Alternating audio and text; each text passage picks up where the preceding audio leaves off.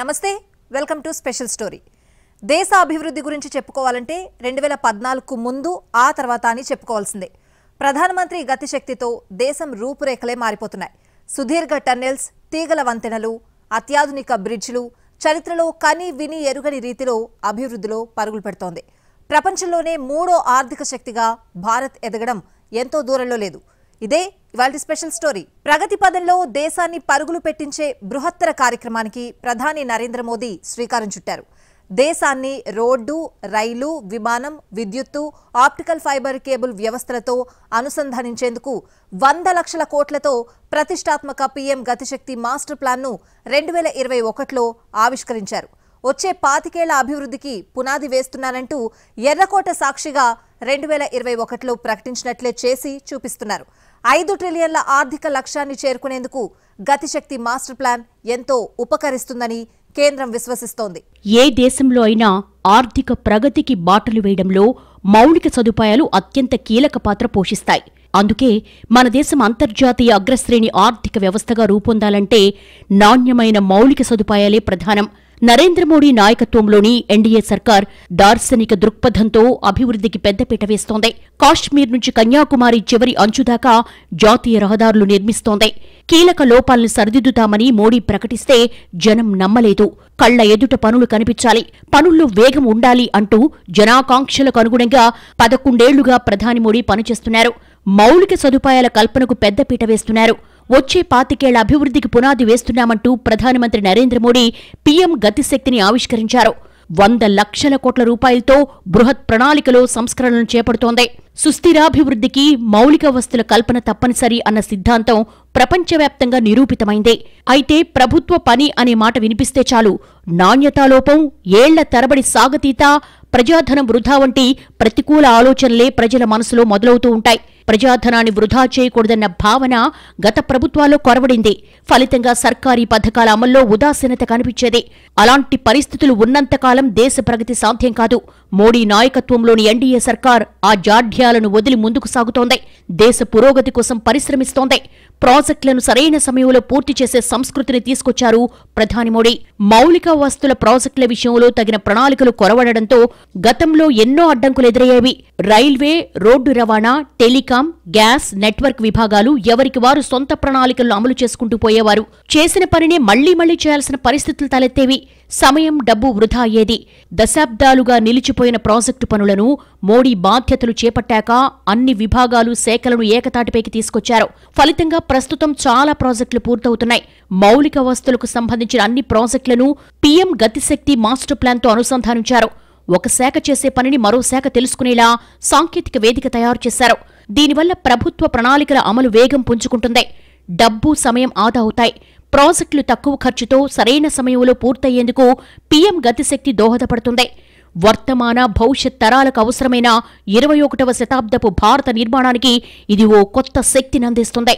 PM गति शक्ति national master plan बनाया है. चारों तरफ उसकी तारीफ हो रही है. हम हर डिपार्टमेंटल साइलोज को तोड़कर इंफ्रास्ट्रक्चर से जुड़े हर प्रोजेक्ट में सभी स्टेक होल्डर्स को एक ही प्लेटफॉर्म पर लेकर आए हैं. अब सरकारें, सभी विभाग अपने अपने हिस्से का काम एडवांस में प्लान कर रहे हैं. इस नई अप्रोच ने डेवलपमेंट के कार्यों की स्पीड को बढ़ा दी है और स्केल भी बढ़ा दिया है. పీఎం గతిశక్తి కింద అనేక లక్ష్యాలను విధించుకున్నారు ప్రధాని మోడీ. రైల్వే కార్గో హ్యాండ్లింగ్ సామర్థ్యాన్ని 1210 మిలియన్ టన్నుల నుంచి 1600 మిలియన్ టన్నులకు పెంచడం, ఓడరేవుల్లో కార్గో సామర్థ్యం 1282 మిలియన్ టన్నుల నుంచి 1759 మిలియన్ మెట్రిక్ టన్నులకు చేర్చడం వంటివి ఉన్నాయి. జాతీయ జల రవాణా మార్గం నుంచి సరకు రవాణాను 74 మిలియన్ టన్నుల నుంచి 95 మిలియన్ టన్నులకు పెంచడం, 2027 కల్లా అన్ని రాష్ట్రాలకు ట్రంక్ నేచురల్ గ్యాస్ పైప్లైన్ నెట్వర్క్తో అనుసంధానించడాన్ని లక్ష్యంగా పెట్టుకున్నారు. 202 షిప్పింగ్ క్లస్టర్లు, హార్బర్లు, ల్యాండింగ్ సెంటర్ల అభివృద్ధి, 220 విమానాశ్రయాలు, హెలీప్యాడ్లు, వాటర్ ఏరోడ్రోమ్స్ అందుబాటులోకి తీసుకురానుంది. 197 మెగా ఫుడ్ పార్కులు, ఆగ్రో ప్రాసెసింగ్ సెంటర్లు ఏర్పాటు చేస్తోంది. ఆహార శుద్ధి సామర్థ్యం 222 లక్షల టన్నుల నుంచి 847 లక్షల టన్నులకు పెంచుతోంది. 90 మెగా టెక్స్టైల్ పార్కులు నిర్మించడంతో పాటు 38 ఎలక్ట్రానిక్ ఉత్పత్తి కేంద్రాలు ఏర్పాటు చేస్తోంది. అక్కడి ఉత్పత్తి సామర్థ్యాన్ని 15 లక్షల కోట్లకు చేర్చడమే లక్ష్యంగా కేంద్రంలోని మోడీ సర్కారు పనిచేస్తోంది. ప్లగ్ అండ్ ప్లే విధానంలో 23 క్లస్టర్లు, 109 ఫార్మా, మెడికల్ డివైస్ క్లస్టర్ల స్థాపనకు చర్యలు తీసుకుంది. చివరి మైలురాయి వరకు అడ్డంకుల్లేని అనుసంధానతను చేపట్టింది. రాబోయే 4-5 రైలు, ఓడరేవు మార్గాల్లో సరుకు రవాణాను పెంచే దిశగా కృషి చేస్తోంది మోడీ సర్కార్.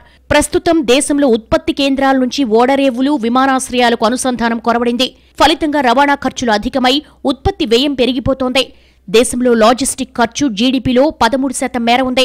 అభివృద్ధి చెందిన దేశాల్లో ఇలాంటి పరిస్థితి లేదు. ఉత్పత్తి కేంద్రాల నుంచి ఓడరేవులకు సరుకులు తరలించడానికి మన దేశంలో ఎగుమతిదారులు లక్షల కోట్ల రూపాయలు ఖర్చు చేయాల్సొస్తోంది. ఎగుమతుల ప్రపంచంలో ఎదురయ్యే పోటీని తట్టుకోవడంలో ఇది ప్రతిబంధకంగా మారుతోంది. ఇకపై చివరి మైలు వరకు అడ్డంకులు లేని అనుసంధానత కల్పించడానికి సీఎం గతిశక్తి ఉపకరిస్తుందని ప్రధాని మోడీ విశ్వాసం వ్యక్తం చేస్తున్నారు. 11 పారిశ్రామిక వాడల నిర్మాణం, తమిళనాడు, ఉత్తరప్రదేశ్లో రక్షణ కారిడార్లు ఏర్పాటు చేయడమే పీఎం గతిశక్తి లక్ష్యం. 35 లక్షల కిలోమీటర్ల మేర ఆప్టికల్ ఫైబర్ కేబుల్ నిర్మించనుంది. 2.5 లక్షల గ్రామ పంచాయతీలకు 2022 కల్లా నెట్వర్క్ అనుసంధానం చేయాలని సంకల్పించింది. పునరుత్పాదక ఇంధన ఉత్పత్తిని 87.7 గిగావాట్ల నుంచి 225 గిగావాట్లకు పెంచడంతో పాటు ఉత్పత్తయ్యే విద్యుత్తులో 50% వాటా పునరుత్పాదక ఇంధనం ఉండేలా చర్యలు తీసుకుంటోంది. జాతీయ రహదారుల పొడవును 2 లక్షల కిలోమీటర్లకు చేర్చాలని మోడీ సర్కార్ టార్గెట్ గా పెట్టుకుంది. విద్యుత్ సరఫరా వ్యవస్థను 4,54,200 సర్క్యూట్ కిలోమీటర్లకు పెంచుతోంది. దేశంలోని వివిధ రాష్ట్రాలతో తెలంగాణ రహదారుల అనుసంధానం మరింత విస్తరిస్తోంది కేంద్ర ప్రభుత్వం. వివిధ రాష్ట్రాల మధ్య సరుకు, ప్రజా రవాణాను మరింత పెంచేందుకు ప్రవేశపెట్టిన పీఎం గతిశక్తి పథకంలో రహదారుల స్వరూపమే పూర్తిగా మారిపోతోంది. తెలంగాణలోని 5 జాతీయ రహదారులను విస్తరిస్తోంది. ప్రధానమంత్రి గతిశక్తి పథకంతో తెలంగాణలోని 5 జాతీయ రహదారులను విస్తరిస్తోంది. వివిధ రాష్ట్రాల మధ్య సరుకు, ప్రజా రవాణాను మరింత పెంచుతోంది మోడీ సర్కార్. దేశంలోని వివిధ రాష్ట్రాలతో తెలంగాణ రహదారులు అద్భుతంగా తయారయ్యాయి. మధ్యప్రదేశ్, ఛత్తీస్గఢ్, మహారాష్ట్ర, ఆంధ్రప్రదేశ్ రాష్ట్రాల నుంచి తెలంగాణ మీదుగా వివిధ రాష్ట్రాలను అనుసంధానిస్తూ ఉన్న రహదారులను ఎక్స్ప్రెస్ వేలుగా మారుస్తోంది. ఆయా మార్గాల్లో సరకు రవాణా ఇప్పటికే భారీగా సాగుతోంది. ఈ రహదారుల విస్తరణతో రవాణా సదుపాయాలు మెరుగుపడుతున్నాయి. రహదారులపై అధ్యయనం చేసిన మోడీ సర్కార్ దేశంలో సరకు రవాణా పెద్ద ఎత్తున సాగే 5 మార్గాలను ఎంపిక చేసింది. వాటన్నిటినీ 4-6 వరుసలకు విస్తరిస్తోంది. కొన్ని ప్రాంతాల్లో ఇప్పటికే 2 నుంచి 4 వరుసల రహదారులున్నాయి. పీఎం గతిశక్తి పథకానికి ఎంపిక చేసిన మార్గాలను తెలంగాణలోని వివిధ ప్రాంతాల మీదుగా 848 కిలోమీటర్ల మేర విస్తరిస్తోంది. వీటి వ్యయ అంచనా 24,053 కోట్లు. వాటిలో నాగపూర్, విజయవాడ కారిడార్ ప్రధానమైంది. మంచిర్యాల, వరంగల్, ఖమ్మం మీదుగా ఆంధ్రప్రదేశ్ సరిహద్దున ఉన్న విజయవాడ రహదారిలో ఇది విలీనమవుతుంది. 5 ప్యాకేజీలుగా ఈ విస్తరణ పనులు చేస్తున్నారు. వరంగల్, ఖమ్మం, విజయవాడ మార్గాల విస్తరణ ప్రణాళిక తుది దశలో ఉంది. ఈ కారిడార్లోని మంచిర్యాల, రేపల్లెవాడ మీదుగా మహారాష్ట్ర సరిహద్దు వరకు గతంలో చేపట్టిన విస్తరణ పనులను ఈ పథకంలో కలిపారు. తెలంగాణలోని బెల్లంపల్లి నుంచి మహారాష్ట్ర సరిహద్దు వరకు 65 కిలోమీటర్ల మేర విస్తరణకు వీలుగా అలైన్మెంట్ పనులు జరుగుతున్నాయి. ఇండోర్, హైదరాబాద్ మార్గాన్ని 3 ప్యాకేజీలుగా విభజించి పనులు చేస్తున్నారు. హైదరాబాద్, విశాఖపట్నం కారిడార్లోని సూర్యాపేట, ఖమ్మం రహదారి నిర్మాణ పనులు వేగంగా సాగుతున్నాయి. హైదరాబాద్ నుంచి విశాఖపట్నం వెళ్లాలంటే 676 కిలోమీటర్లు, సుమారు 12 గంటల పాటు ప్రయాణించాలి. ప్రధానంగా విజయవాడ మీదుగా వెళ్లాల్సి ఉంటుంది. ఈ కొత్త రహదారి గనక పూర్తయితే విజయవాడ వెళ్లకుండానే విశాఖకు వెళ్లిపోవచ్చు. సుమారు 125 కిలోమీటర్ల మేర దూరం తగ్గుతుంది. 7-8 గంటల్లోనే విశాఖ నుంచి హైదరాబాద్ చేరుకోవచ్చు. 4,600 కోట్లతో హైవే నిర్మిస్తున్నారు. ఆగస్టు నాటికి పూర్తి చేయాలన్న లక్ష్యంతో ఎన్హెచ్ఏఐ అధికారులు పనులు చేస్తున్నారు. ప్రధాని మోడీ హయాంలో తెలంగాణలో 1,50,000 కోట్ల పనులు పూర్తి చేసింది. 3-4 ఏళ్లలో మరో 2 లక్షల కోట్ల పనులు పూర్తి చేసేందుకు ప్రణాళికలు సిద్ధం చేసింది. రహదారుల అభివృద్ధి కోసం బడ్జెట్ 500% పెంచిన విషయాన్ని మనం చేస్తా ఉన్నాం. నవ్వుతోన్న భవిష్యత్ అనే విధంగా జాతీయ రహదారులు ఈ రాష్ట్రము, ఆ రాష్ట్రం, ఈ జిల్లా, ఆ జిల్లాని కాకుండా అన్ని జిల్లాలలో, అన్ని రాష్ట్రాలలో కూడా చాలా వేగవంతంగా అద్భుతమైనటువంటి జాతీయ రహదారుల నిర్మాణం జరుగుతున్న విషయాన్ని ఈ సందర్భంగా మనవి చేస్తున్నాను. ఆర్థికంగా విస్తృత అవకాశాలున్న మార్గాలను కేంద్రం ఎకనామిక్ కారిడార్ గా గుర్తించింది. రానున్న 5 ఏళ్ల వ్యవధిలో ఈ మార్గాల్లో 25% మేర సరుకు రవాణా పెరుగుతుందని అంచనా వేసింది. తొలి దశలో దేశవ్యాప్తంగా 9,000 కిలోమీటర్ల మేర రహదారులు విస్తరించాలని నిర్ణయించింది. ఇందులో తెలంగాణలోని 548 కిలోమీటర్లను ఎంపిక చేసింది. 2 రాష్ట్రాలు లేదా 2 కారిడార్ల మధ్య భారీగా ట్రాఫిక్ రద్దీ ఉన్న వాటిని ఇంటర్ కారిడార్ రూట్లుగా కేంద్రం గుర్తించింది. ఇందులో దేశవ్యాప్తంగా 8,000 కిలోమీటర్ల రహదారులు గుర్తించింది. తొలి దశలో 6,000 కిలోమీటర్ల మేర విస్తరిస్తోంది. అందులో తెలంగాణలోని 300 కిలోమీటర్ల మార్గాన్ని ఎంపిక చేసింది. హైదరాబాద్ ఔటర్ రింగ్ రోడ్ అవతల నుంచి నిర్మించనున్న ప్రాంతీయ రింగు రోడ్డు నిర్మాణ పనులను వేగవంతం చేసేందుకు జాతీయ రహదారుల సంస్థ కసరత్తు చేస్తోంది. ఇప్పటికే 158 కిలోమీటర్ల ఉత్తర భాగాన్ని తొలుత నిర్మించేందుకు అవసరమైన భూసేకరణ పూర్తయింది. కాంట్రాక్టర్లను ఎంపిక చేసి నిర్మాణ పనులకు శ్రీకారం చుట్టనుంది. ప్రాంతీయ రింగ్ రోడ్డును 2 భాగాలుగా నిర్మించాలని నిర్ణయించింది. తెలంగాణలో వచ్చే మార్చి నాటికి మొత్తం 715 కిలోమీటర్లకు సంబంధించిన రహదారుల విస్తరణ పనులు చేపట్టాలన్నది జాతీయ రహదారుల సంస్థ లక్ష్యంగా పెట్టుకుంది. వీటిలో ట్రిపుల్ ఉత్తర భాగంతో సహా 10 మార్గాలున్నాయి. ఈ రహదారుల నిర్మాణానికి సుమారు 28,615 కోట్ల వ్యయమవుతుందన్నది అంచనా వేసింది. పీఎం గతిశక్తి బృహత్ ప్రణాళిక కింద చేపట్టే పనులకు ప్రాధాన్యమిస్తోంది మోడీ సర్కార్.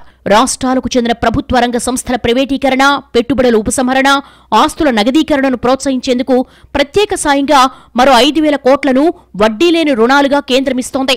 ఈ ప్రోత్సాహకం ఒక రాష్ట్రానికి గరిష్టంగా 1,000 కోట్లు ఉంటుంది. ఇందుకోసం 80,000 కోట్లను రిజర్వ్ చేసింది. పథకం కింద రుణం పొందాలంటే ఆ ప్రాజెక్టు పేరు, మూలధన వ్యయం, పని పూర్తయ్యేందుకు తీసుకునే వ్యవధి, ప్రాజెక్టు వివరాలు సమర్పించాల్సి ఉంటుంది. 11 ఏళ్ల మోడీ పాలనలో దేశం ప్రగతి పదంలో దూసుకెళ్తోంది. రోడ్లు, ఎయిర్పోర్ట్లు, ఓడరేవులకు కనెక్టివిటీ పెరిగింది. హిమాచల్ ప్రదేశ్లో 9 కిలోమీటర్ల సొరంగ మార్గమైన బాంద్రా వర్లీ సీ లింక్ అయినా అన్ని మోడీ హయాంలోనే సాధ్యమయ్యాయి. ఎన్నో తీగల వంతెనలు, మరెన్నో రోప్వేల నిర్మాణం జరిగింది. సరికొత్త భారత్ను మోడీ ఆవిష్కరించారు. రహదారులు, పురోగతి అనేవి ఒకదానికొకటి పర్యాయ పదాలుగా మారిపోయాయి. కాస్త శ్రద్ధగా గమనిస్తే 10 ఏళ్లుగా రోడ్డు రవాణా వ్యవస్థ విస్తృతంగా విస్తరించింది. జాతీయ రహదారుల సంఖ్య పెరిగిపోయింది. 4 దిక్కుల్లోని దేశ సరిహద్దులు అనుసంధానమయ్యాయి. వాటిని ఒక నోడల్ సంస్థ నిర్వహిస్తోంది. ఓడరేవుల పట్టణాలు కలిశాయి. 4 వరుసల మార్గాలు వెలిశాయి. 6 వరుసల అభివృద్ధి జరుగుతోంది. కొత్త ఎక్స్ప్రెస్ రహదారులు, రింగ్ రోడ్లు, బైపాస్లు, ఫ్లైఓవర్లు ప్రత్యక్షమవుతున్నాయి. వంతెనల నిర్మాణంతో సేతు భారతం ఆవిష్కృతమవుతోంది. ఆర్థిక కారిడార్లతో భారత్ మాల రూపొందుతోంది. హరిత పథకాలతో కాలుష్య కట్టడికి కృషి జరుగుతోంది. కొండ ప్రాంతాలు పర్వతమాలతో కలిసిపోతుంటే పీఎం గతిశక్తితో ప్రగతి పథంలోకి దేశం దూసుకెళ్తోంది. ఒక దేశం నిలకడైన ఆర్థిక వృద్ధి సాధించడానికి చక్కని సమన్వయంతో కూడిన సుస్థిర రవాణా వ్యవస్థ కీలకం. ప్రపంచంలోని అతిపెద్ద రోడ్డు రవాణా వ్యవస్థల్లో భారతదేశ రోడ్డు రవాణా వ్యవస్థ ఒకటి. 2017-2018లో భారతదేశం స్థూల అనుసంధాన విలువలో 3.06% రోడ్డు రవాణా దక్కించుకుంది. 1951లో దేశంలోని రహదారుల పొడవు 4 లక్షల కిలోమీటర్లు ఉంటే 2019 నాటికి అది 63.32 లక్షల కిలోమీటర్లకు పెరిగింది. 2016 మార్చి 4న సేతు భారతం కార్యక్రమాన్ని ప్రధాని మోడీ ప్రారంభించారు. 50,000 కోట్ల పెట్టుబడితో జాతీయ రహదారులపై వంతెనలు నిర్మించడం దీని లక్ష్యం. 2019 కల్లా జాతీయ రహదారులకు రైల్వే లెవెల్ క్రాసింగ్లు అవరోధం కాకుండా 20,800 కోట్ల వ్యయంతో 208 రైల్వే ఫ్లైఓవర్లు, కింది వంతెనలు నిర్మిస్తున్నారు. భారతమాల పరియోజన దేశంలో 2వ అతిపెద్ద రహదారి నిర్మాణ ప్రాజెక్టు. 2017-18లో ప్రారంభమైంది. 26 కిలోమీటర్ల పొడవున ఆర్థిక కారిడార్లు అభివృద్ధి చేపడుతున్నారు. అలాగే స్వర్ణ చతుర్భుజి, ఉత్తర, దక్షిణ, తూర్పు, పశ్చిమ కారిడార్ల పరిధిలో అధిక శాతం సరుకు రవాణా రహదారుల మీదుగా సాగుతుంది. ఆర్థిక కారిడార్ల సామర్థ్యం మెరుగుదల కోసం దాదాపు 8,000 కిలోమీటర్లు, మధ్యంతర కారిడార్ల కోసం 7,500 కిలోమీటర్లు అనుసంధాన మార్గాలను అభివృద్ధి చేస్తున్నారు. ये नेशनल मास्टर प्लान 21वीं सदी के भारत को गति शक्ति देगा. नेक्स्ट जनरेशन इंफ्रास्ट्रक्चर और मल्टी मॉडल कनेक्टिविटी को इस नेशनल प्लान से गति शक्ति मिलेगी. జాతీయ హరిత రహదారుల కారిడార్ ప్రాజెక్టును 2016లో ప్రారంభించారు. రాజస్థాన్, హిమాచల్ ప్రదేశ్, ఉత్తరప్రదేశ్, ఆంధ్రప్రదేశ్ రాష్ట్రాల మీదుగా సుమారు 781 కిలోమీటర్ల పొడవైన పలు జాతీయ రహదారులను అభివృద్ధి చేస్తున్నారు. వాహనాల సంఖ్య పెరుగుదలతో నానాటికి అధికమవుతున్న శబ్ద కాలుష్యాన్ని తగ్గించడం, రోడ్లు, గట్లు, వాలు వద్ద నేలకోతను అరికట్టడం ప్రధాన లక్ష్యం. పర్వత ప్రాంతాల్లో ప్రజలకు మెరుగైన ప్రయాణ సౌకర్యం కల్పించడం కోసం పర్వతమాల పరియోజనను తీసుకొచ్చారు ప్రధాని మోడీ. పర్యాటక రంగం ప్రగతి దిశగా జాతీయ రోప్వే మార్గాల అభివృద్ధి చేస్తోంది. కొండ ప్రాంతాల్లో మాత్రమే కాకుండా అధిక రద్దీ ఉండే ప్రాంతాల్లోనూ ప్రత్యామ్నాయ రవాణా మార్గంగానూ రోప్వేలు నిర్మిస్తోంది. హిమాచల్ ప్రదేశ్లోని రోహ్తక్ వద్ద నిర్మించిన ప్రపంచంలోని అతిపెద్ద సొరంగ మార్గాన్ని ప్రధాని మోడీ ప్రారంభించారు. ఈ వ్యూహాత్మక సొరంగం వల్ల మనాలి, లేహ్ మధ్య 475 కిలోమీటర్ల దూరం 46 కిలోమీటర్లకు తగ్గుతుంది. దీనివల్ల దాదాపు 4.5 గంటల సమయం ఆదా అవుతుంది. మొత్తం 9.02 కిలోమీటర్ల పొడవున్న ఈ సొరంగ మార్గానికి మాజీ ప్రధాని అటల్ బిహారీ వాజ్పేయి పేరు పెట్టారు. అన్ని రకాల వాతావరణ పరిస్థితుల్ని తట్టుకునేలా అత్యాధునిక సాంకేతికతతో దీన్ని నిర్మించారు. ఈ సొరంగంలో 80 కిలోమీటర్ల వేగంతో వాహనాలు ప్రయాణించేలా నిర్మించారు. ఇందులో రోజుకు 3000 కార్లు, 1500 ట్రక్కులు ప్రయాణించేందుకు అవకాశం ఉంది. అలాగే అత్యవసర సమయంలో సమాచారం ఇవ్వడానికి ప్రతి 150 మీటర్లకు టెలిఫోన్ సౌకర్యం ఏర్పాటు చేశారు. ప్రతి 60 మీటర్లకు అత్యాధునిక అగ్నిమాపక వ్యవస్థ ఉంటుంది. ప్రతి 250 మీటర్లకు auto incident detection system, CCTV కెమెరాలు, కిలోమీటర్కు గాలి నాణ్యతను గుర్తించే వ్యవస్థలు ఉన్నాయి. ప్రతి 25 మీటర్లకు టన్నెల్ నుంచి బయటకు వెళ్లేందుకు దారి చూపే సూచీలు, లైటింగ్ వ్యవస్థను అమర్చారు. టన్నెల్లో వెలుతురు కోసం సెమీ ట్రాన్స్ఫర్ వెంటిలేషన్ సిస్టమ్ ఉంది. మొత్తంగా 3500 కోట్లు ఖర్చైన ఈ సొరంగ మార్గం 10 ఏళ్ల పాటు నిర్మాణం సాగింది. ఈ టన్నెల్ నిర్మాణంలో అత్యాధునిక సాంకేతికత వినియోగించారు. హిమాలయాల్లోని పీర్ పంజాల్ పర్వత శ్రేణిలో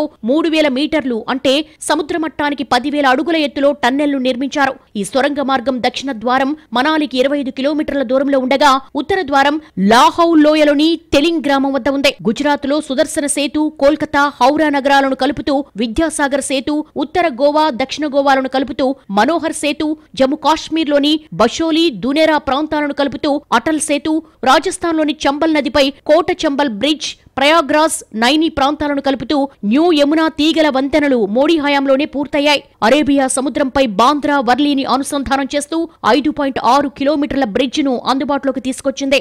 దేశంలోనే అత్యంత పొడవైన సముద్రపు వంతెన Mumbai trans harbour link Modi హయాంలోనే పూర్తయింది. ముంబైలోని సేవ్రీ నుంచి రాయ్గఢ్ జిల్లాలోని నవా సేవాను కలుపుతూ నిర్మించారు. అటల్ బిహారీ వాజ్పేయి గౌరవార్థం MTHL కు అటల్ సేతుగా నామకరణం చేశారు. 21,200 కోట్ల వ్యయంతో 6 లేన్లుగా ఈ వంతెనను నిర్మించారు. ముంబై, నవీ ముంబైల మధ్య ప్రయాణం 2 గంటల నుంచి 15 నుంచి 20 నిమిషాలకు తగ్గిపోయింది. మొత్తం పొడవు 21.8 కిలోమీటర్లు కాగా 16 కిలోమీటర్లకు పైగా అరేబియా సముద్రంపై ఉంటుంది. భూకంపాలు సైతం తట్టుకునేలా దీని నిర్మాణంలో అధునాతన సాంకేతికతను ఉపయోగించారు.